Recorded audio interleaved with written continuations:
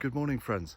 There being few lengths to which I will not go to bring you interesting locations, going to ground comes to you this morning from a dry riverbed. Here I am, you can see the course stretching behind me here, and it's just next to Silbury Hill.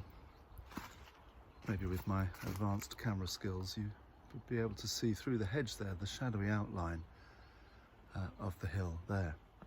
I first came down here about a year ago, I suppose, and actually it was in the winter and everything had been raining for weeks. Do you remember how flooded everywhere was? And this watercourse was swollen and full. It was at least 6 feet deep. And yet here I am. You can plainly see the course behind me.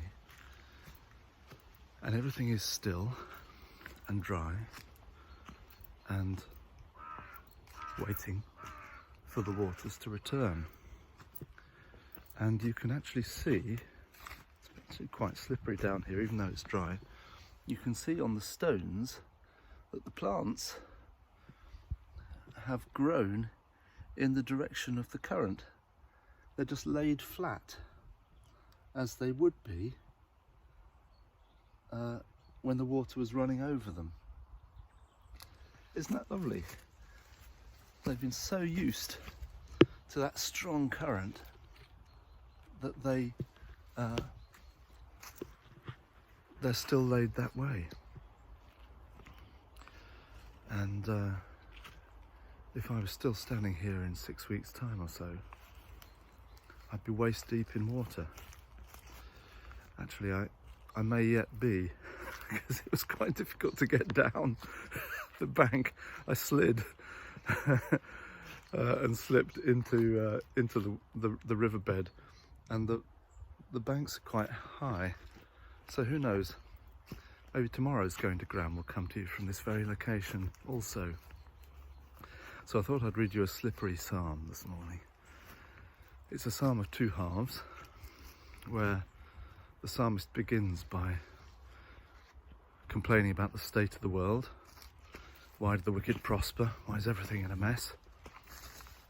And then he goes into the house of God, into the temple, he turns to prayer, and he sees the world differently, as if he's put on a different pair of glasses, and he now sees the world with God present in it, and it changes his outlook. Like when you split the word, well, if you imagine the phrase God is nowhere, and you split the word nowhere, so it then reads God is now here. The meaning is entirely changed, and it's as if in the middle of this psalm that separation happens and he moves from God is nowhere to God is now here. Let me read it to you. I'll just read the second half of it. It's quite long. This begins at the hinge point where he's begun to pray. Then thought I to understand this, but it was too hard for me, until I went into the sanctuary of God. Then understood I the end of these men, namely how thou dost set them in slippery places, and castest them down, and destroyest them. Oh, how suddenly do they consume, perish, and come to a fearful end.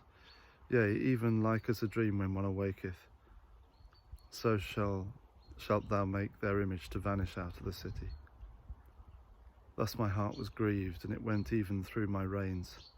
So foolish was I and ignorant, even as it were a beast before thee. Nevertheless, I am always by thee, for thou hast holden me by my right hand. Thou shalt guide me with thy counsel, and after that receive me with glory. Whom have I in heaven but thee? And there is none upon earth that I desire in comparison of thee. My flesh and my heart faileth, but God is the strength of my heart and my portion forever.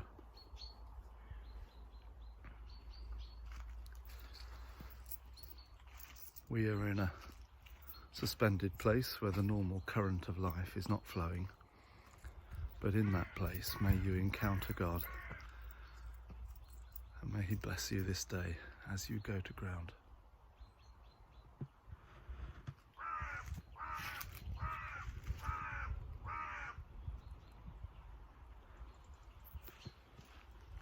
Now I've just got to try and get out.